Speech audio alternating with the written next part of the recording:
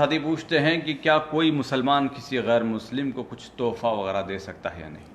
بھائی بالکل دے سکتا ہے. نبی کریم صلی اللہ علیہ وسلم غیر مسلموں کو تحفہ قبول کرتے تھے. مقوقس شاہ مصر نے آپ کے پاس جو ہدایہ بھیجے تھے اس میں لونڈیاں اور کپڑے بھیجے، آپ نے اس کو قبول کیا نا، ہے نا.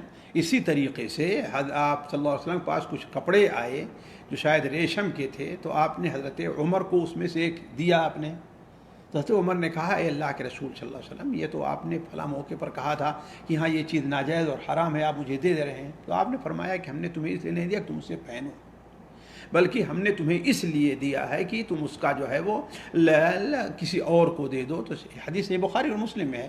تو حضرت عمر رضی اللہ عنہ نے اسے اپنے ایک مشرک بھائی جو مکے میں رہتا تھا اس کو بھیج دیا تھا، ہے نا. تو غیر مسلم کو ہدیہ اور تحفہ دینا، ان سے ہدیہ اور تحفہ قبول کرنا جائز ہے، لیکن یہ بات واضح رہے کہ اس سے کسی ان کے جو شرکیہ شعائر ہیں ان کی مدد نہ ہوتی ہو. یعنی مثال کے طور پر آپ انہیں عید کے موقع پر جی ان کی خوشی میں شریک ہو کے دلائے تو یہ چیز جائز نہیں ہوگی. جی جی